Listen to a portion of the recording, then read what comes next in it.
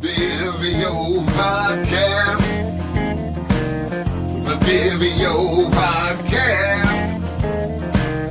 The Bivio Podcast. Yeah.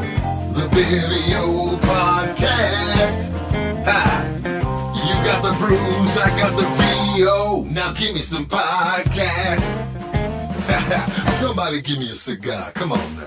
Hello and welcome to another episode of the Beer VO Podcast. My name is Mike, and I'd like to thank you for stopping by. This is the second episode of the Beer VO Podcast. I'm super excited to have finally released this episode. This is kind of a passion project for me. I love drinking beer, and I love visiting breweries. And so I decided, hey, I'm going to go ahead and start a podcast talking to different breweries and just kind of talk about the stories and get to know some of the breweries in the area of where I live and branch out, to places around the region and hopefully nationally as I travel. So yeah. So let's get started. In this episode, I went down to Lincoln, Nebraska, which is about an hour away from where I live. And I talked to Sam Riggins of Cosmic Eye Brewing. And they're kind of an oddity, like they're, when you go into a brewery, you see a lot of beer memorabilia. It's kind of that, a lot of the tap rooms that you go to are just kind of that, plain tap room. You order beer, you sit around and talk. Some of them have games that you can play, whatever. Cosmic Eye is interesting. You walk in and immediately you're greeted by metal, like heavy metal music playing. But it's not blaring by any means.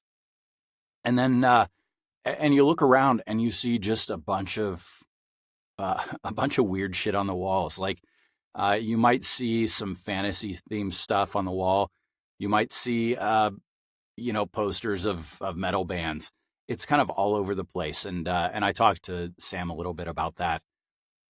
And then Sam took me into the meeting room. They have a meeting room in this brewery. And on the wall, there's this big painting of a knight on a steed. It's really cool. It's just, it's something I don't think I've ever seen before. So it's a lot of fun. But anyway, I'm not going to bore you with me talking. Nobody wants to listen to me talk. They want to hear about the brewery. So without any further ado, I present Sam Riggins, Cosmic Eye Brewing. So I'm here today with Sam Riggins from Cosmic Eye Brewing in Lincoln, Nebraska. What's up, Sam? It's nice to meet you. Talk with you. We're here. I saw you last week at the Beer Bash. The Beer Bash. Yeah. That was great from what I can remember.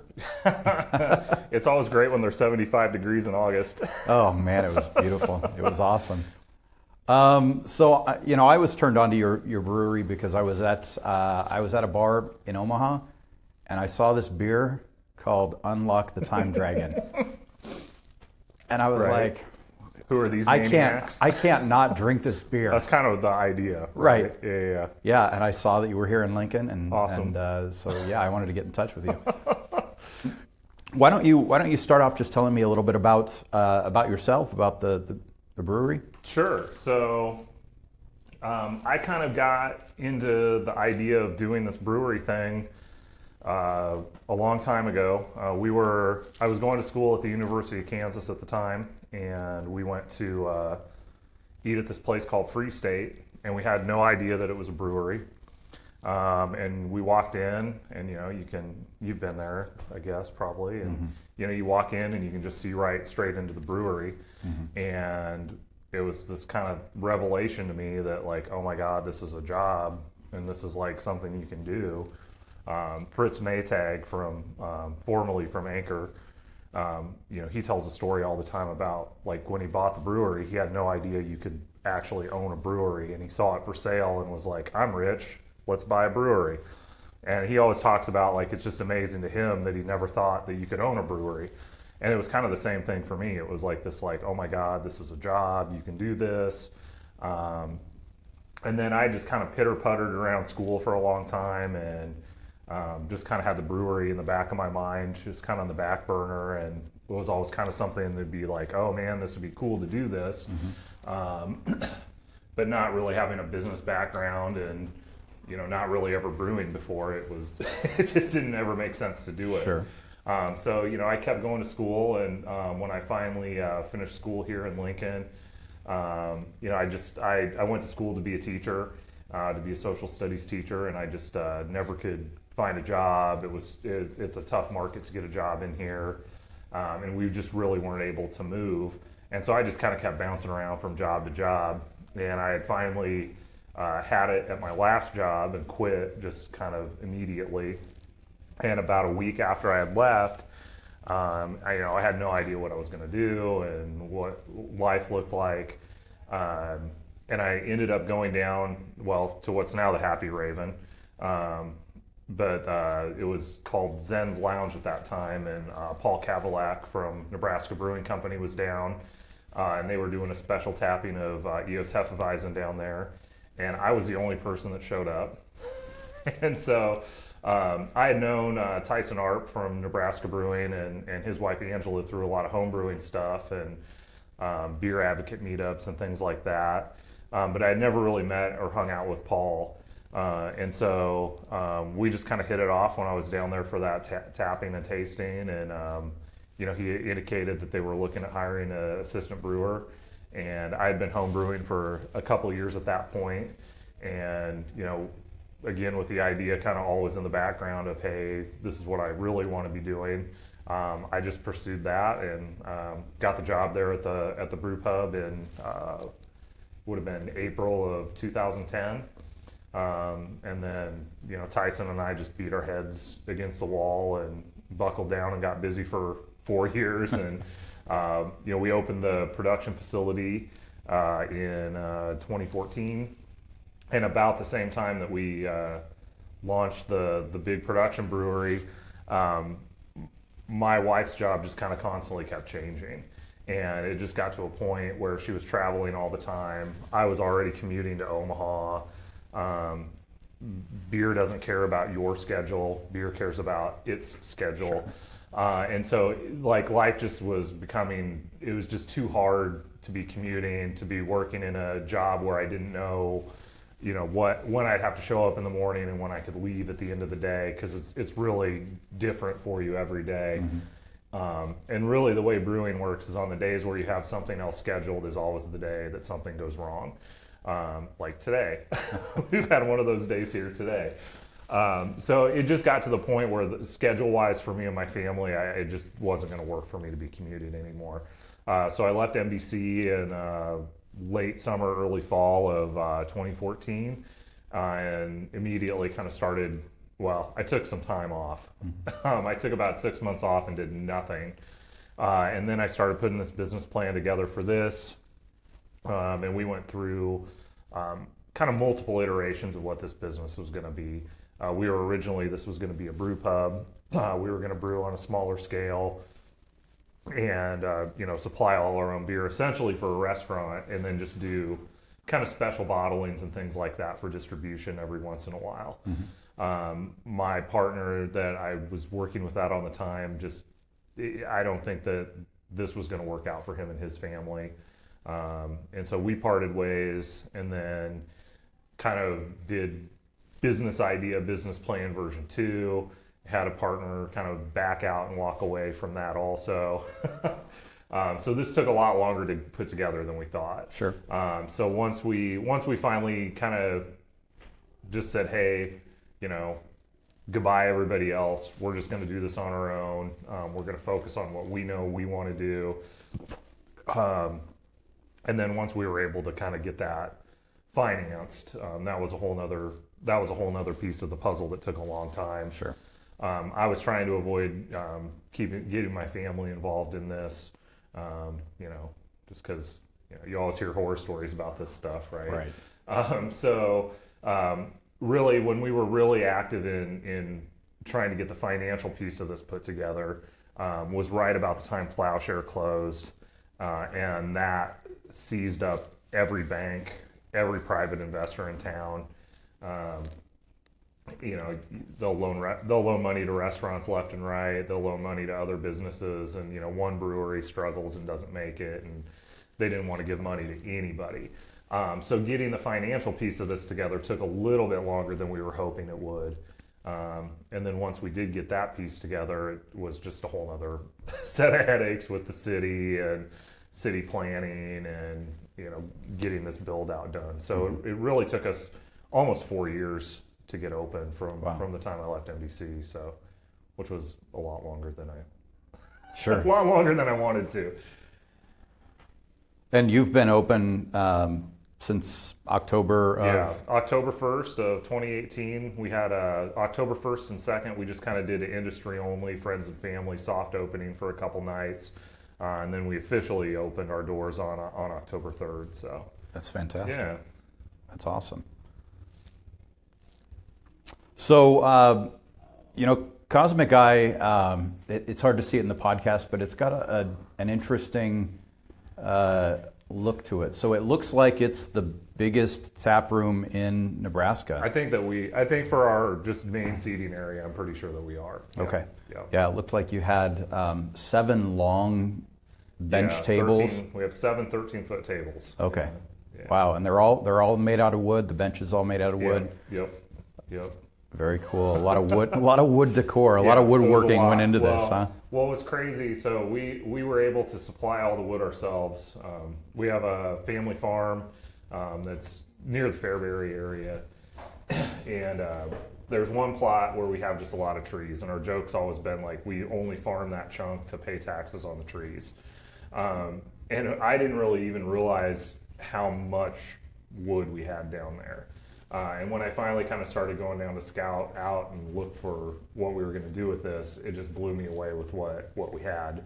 It's right on the river, so all the trees are huge because they're constantly, they have a constant water supply. And so, we went down and we cut down 4 different trees and loaded them up on a semi. And there's a guy in Palmyra, Nebraska. It's called Big Red Sawmill, and he did all the planing or all the milling and kilning of the wood for us, and then we finished them all here with my buddy Tony helping us out. So yeah, and what's nuts is when you start looking at what you need for restaurant and bar tables and chairs, that shit is not cheap. And for the amount of seating that we have, we probably would have had to spend $50,000 or $60,000 on tables and chairs and just stuff that you don't even like. It doesn't even look good, Sure. and it is not as durable as they think it is. Sure. And so we actually, by doing this, saved a ton of money. That's awesome. But at the same time gives us like a really unique look that really nobody else has. Right. I've never been in another brewery that, who's sourcing their own wood? Like, good Lord. Right. It's got to be something satisfying about that too, right? Yeah, once we were done with it, it was. Yeah, I bet. That's a lot of work. When half the time we were doing build out, we called one of the back rooms, we just referred to it as the wood shop because that's all we did back there. So Sam, how many beers do you have on tap here? Today we probably have 19 or 20 beers on tap today. Okay. We usually have somewhere in the neighborhood of 15 or 20 on, just kind of depending on if something's sold quick or not, or just kind of our brewing schedule too. Like ever since we started canning earlier this year, sometimes we kind of have to focus on getting stuff into package. Mm-hmm. And then kind of what happens, you'll kind of load package up and your distributor will kind of say, whoa, slow down, we don't need any more of this beer right now. And usually when that happens, we'll just pop something new on. Mm-hmm. Or, I had, in the time that I was off from NBC, I really just brewed at home constantly. I brewed a lot of beer at home and made a lot of different beers at home. Mm-hmm. Because I knew once we got up and running that like having that time to really do kind of that R&D brewing is difficult. I don't think people think about how much time goes into a beer sometimes. And one of the things that I got really good at during that time was just like recipe writing. And so now it's a lot quicker for me to turn around to R&D beer now. Mm-hmm. But when you're not writing a lot of recipes and changing a lot of parameters all the time, Sometimes it might take you 2 or 3 brews to Sure. like get something right. But you know, I have a pretty good backlog of things that we can brew. So a lot of times when we do have like a fermenter open up and we don't need it for sending cans out, we'll just kind of say, hey, we should make this, and just kind of throw it on. And so just kind of depending on what our schedule is. Yeah, we usually have about 15 or 20 beers on.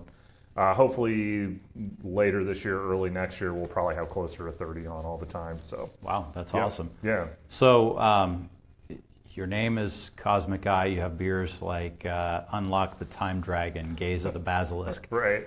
Laser Quest. You have kind of this fantasy, like Right. fantasy theme. Do all of your beers have that theme? Pretty much. I mean, like I grew up being a real big sci-fi nerd. Sci-fi, fantasy movies, books, all that stuff. That's what I grew up reading.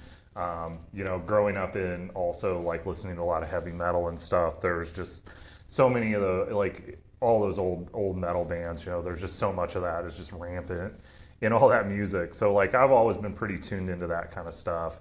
And I think there's also part of it that like I'm not a religious person, but I'm fascinated by mysticism. I'm fascinated by the occult, all that kind of stuff. We have people that actually are like, we've heard are afraid to come here because they think we're a cult, which is hilarious to me because I'm like the least religious person that I know.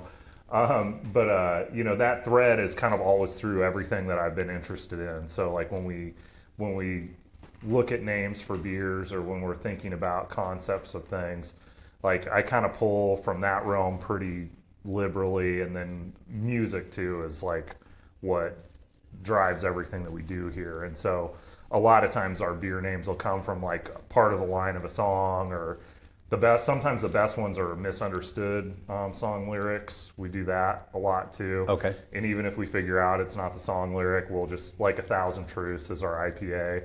I don't even remember what song that's from, but I know that that's not the lyric. And I found that out after we named the beer that. Awesome. Somebody was like, yeah, what's that about? And I was like, it's this. And then they were like, no, it's not. So yeah, we're kind of always dabbling in that sci-fi fantasy realm. That's where my interests lie, and so Very cool. It's easy to pluck that stuff out if you're looking for it. So, That's awesome. Yeah. I do want to warn any listeners: do not play this podcast backwards. Yeah, it's all backmasked. It may you may summon some demons.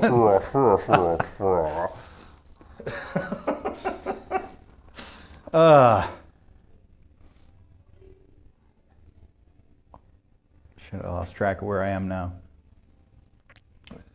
You're at Cosmic Eye Brewing. I can edit that out. 6800 Oh my P God. Street. I haven't had that much to drink yet, have I? All right. So you talked about your beers. Where do you distribute to?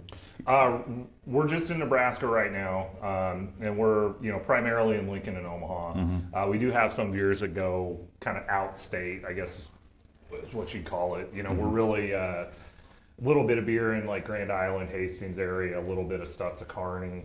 There's a handful of stuff kind of in small towns around here that pick us up too, but primarily we're in Lincoln, Okay. Lincoln and Omaha. Any plans to move out of that? Move out to Iowa or? Yeah, I mean we'll open up another state at some point.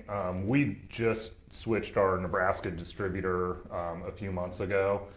So we're kind of waiting to see how that levels out before we start kind of tearing into other states. I always want to make sure that we're funneling enough beer here before we start sending it out. So Gotcha. we're going to be in the very near future. We're going to be starting to like kind of do our get our barrel aged stuff packaged. We're going to be doing hopefully soon.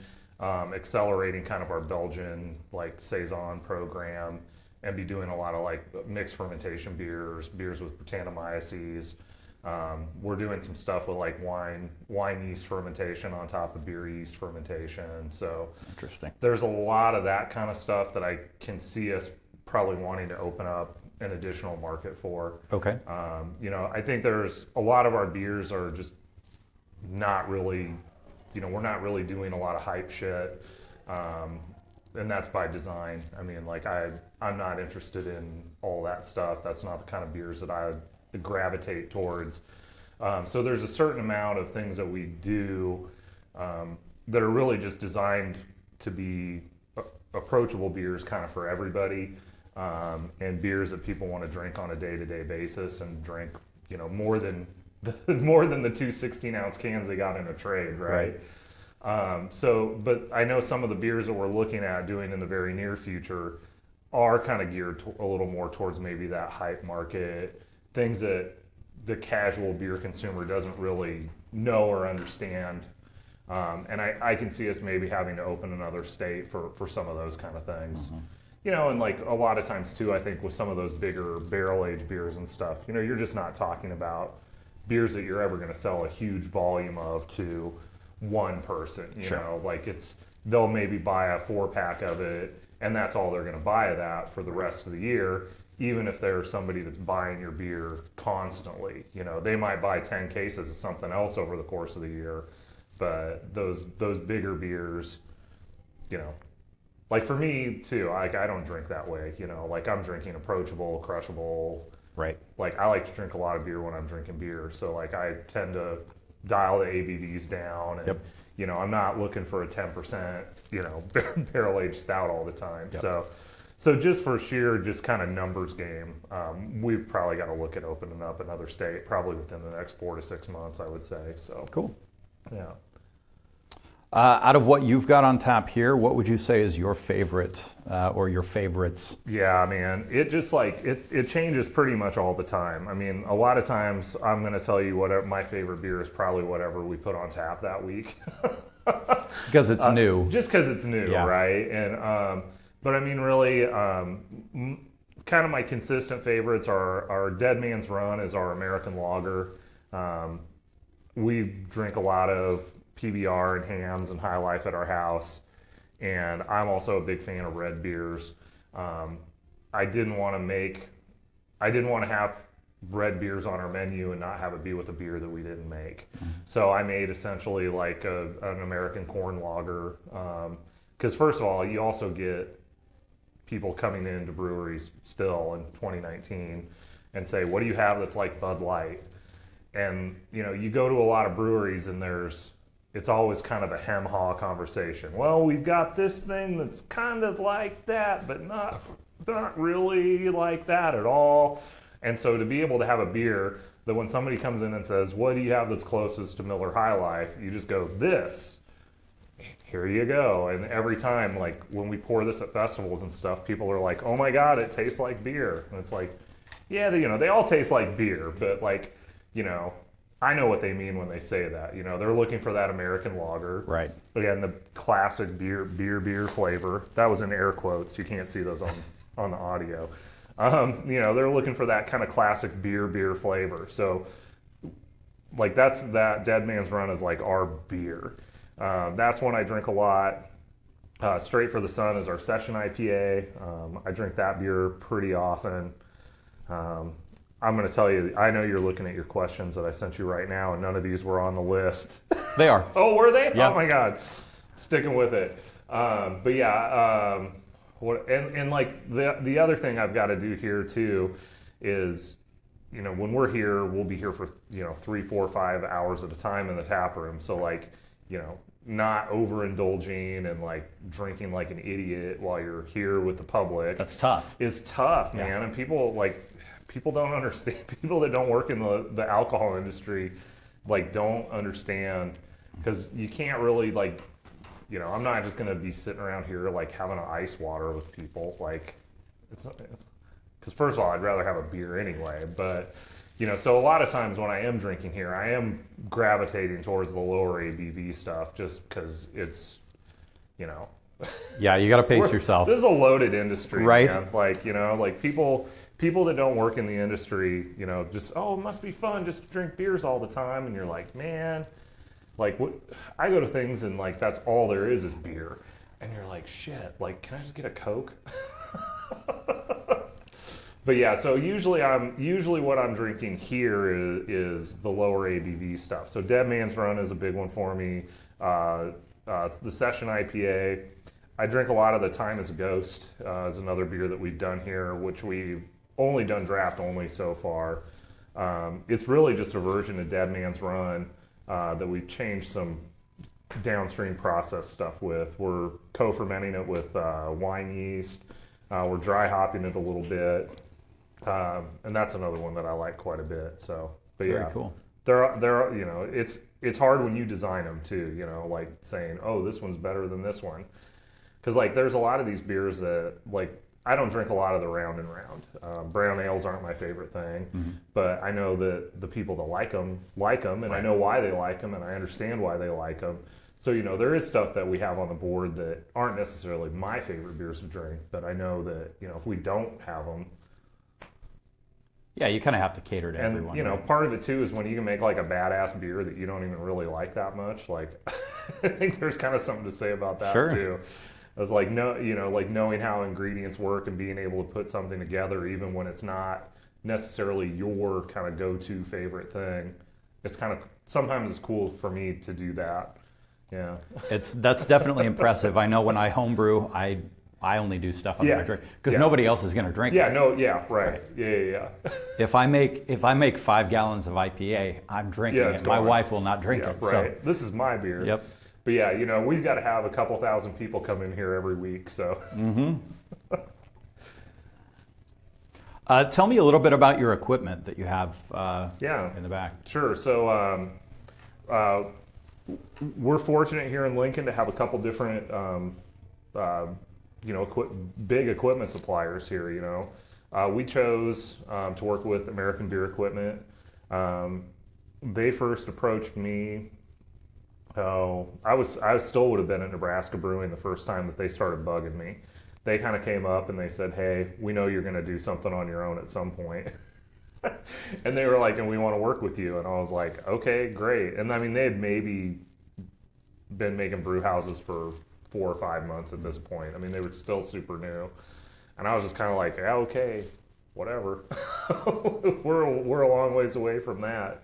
But then after I did leave NBC, you know, they really started ramping up their production and really started working with a lot of different companies, like all over the country.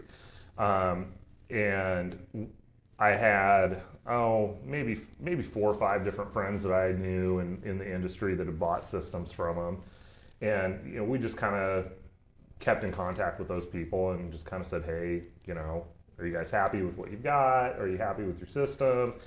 And everybody was always happy with everything, but the one thing that everybody said every single time was customer service, customer service, customer service.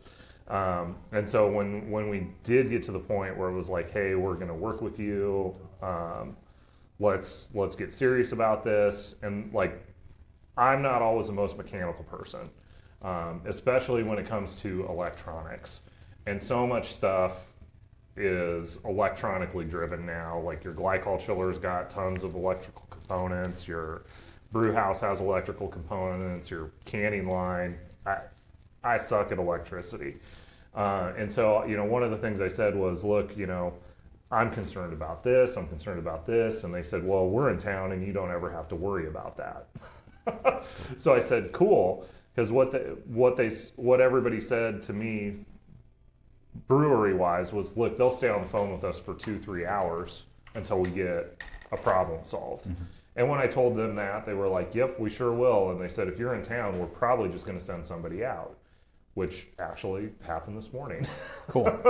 Our glycol chiller went down today, and Justin came out and helped us get it sorted out. And in about 20 minutes, we got a new fuse, and we're off to the races. So being able to work with somebody locally was huge for us, especially when you're talking about spending the amount of money that this stuff costs, right? Like, it's not cheap. And when you can keep all those dollars 5 minutes away from you, Yep. it's super sick, and it's just a really good relationship to have. So right now we're running our canning line, our tanks, everything is from ABE. So we have a 15-barrel brew house. We have a 3-vessel system. So we have a dedicated mash tun. We have a dedicated lauter tun. and then we have a combination kettle whirlpool. We have 4 15-barrel fermenters and 1 30-barrel fermenter. So if we're brewing, I mean, we're not at capacity yet, but we will probably be by the end of the year. We can do right around 1,800 to 2,000 barrels a year out of this space. So then we also have their canning line. We got all the bells and whistles on everything. We have a depalletizer. We can do 12 and 16 ounce cans on our canning line. One of the really nice things that you can do now too is we were able to get an inline labeler, so we don't have to worry about getting the printed cans. We don't have to worry about the shrink wrap stuff. Like whenever we switch beers out, we just pop on a new roll of labels and go. Cool. And everything that we've gotten from them has worked great. Any problems that have come up, because anything you get new, there's electrical components that can go bad quickly. There's seals that, things aren't manufactured right sometimes. And every single little hiccup that we've had, they've been here right beside us with a piece or a part just immediately to get us back up and running. So it's been awesome. Yeah. Very cool. So you said you have how many? You said you have a 15-gallon or 15-barrel fermenter. Yep, we have 4 15s and 1 30. Okay. So, yep. Yeah. Very cool. And what are your goals for the future? I think really just kind of continuing just like slow, steady, manageable growth. You see a lot of breweries get really big really quick, and then you don't know what you're doing with personnel. You're cranking shit out faster than you probably should be sometimes. Sure. And really for us, I just want to be able to stay measured and slow and steady. I don't really have any lofty, huge ambitions here. I'm not trying to be a millionaire. We're not trying to pay the brewery off in a year, which would be awesome. But we're really just trying to make a living for our family and keep people employed. And so, I mean, really just taking it easy, staying steady. I kind of talked a little bit earlier about kind of like getting our Saison program up and running. Mm-hmm. That's a real big one for me to get. I would have liked to have already kind of been there. But it just really hasn't worked out yet. But we're going to make it happen now. So really kind of getting the barrel age program a little more cemented and moving along, especially doing all this mixed fermentation stuff, because those are beers that I just really love. Hopefully get that going here in the next month or so. We're going to start doing some brewery only release stuff too, like package wise, can wise. Mm-hmm. So yeah.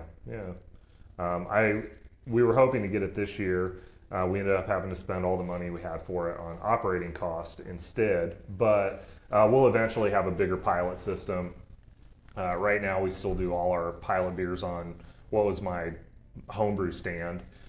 So really when we do those, we're doing about a keg's worth at a time. Mm-hmm. And to put all that, put a whole day's worth of work into like making that isn't financially smart. Sure.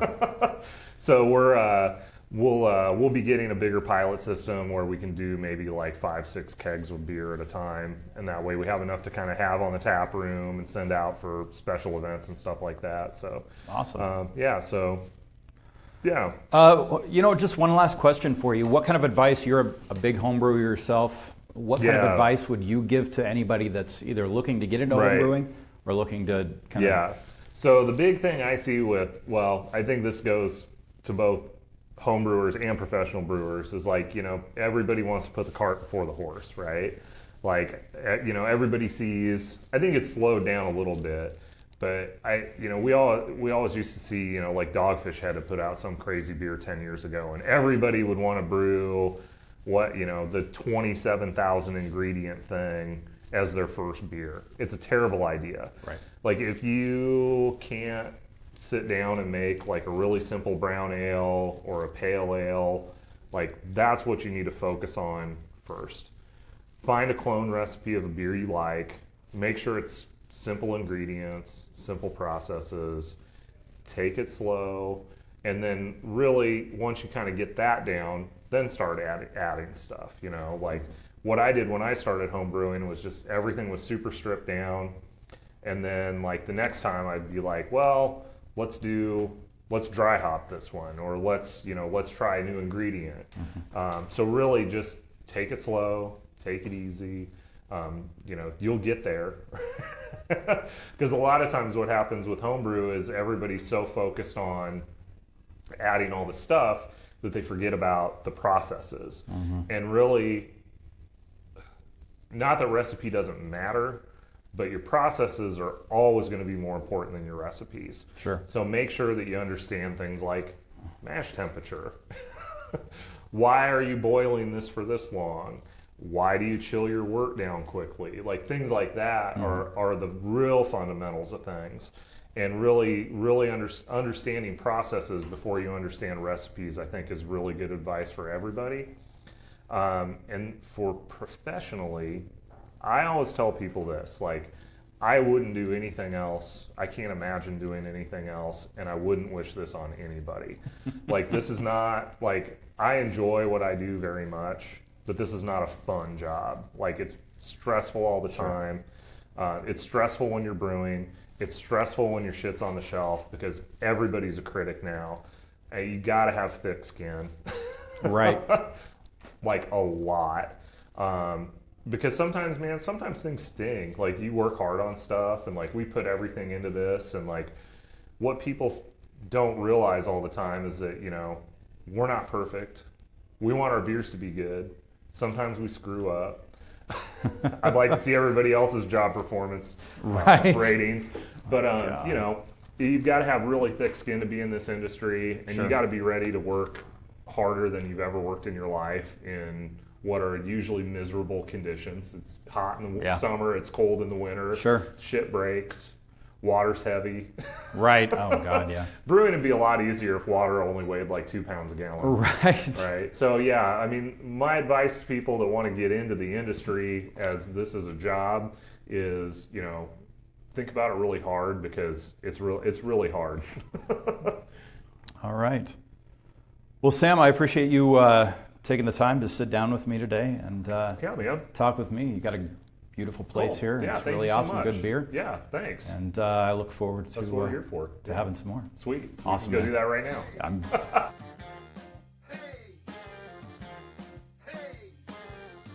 And that, ladies and gentlemen, is the interview. That's going to wrap it up.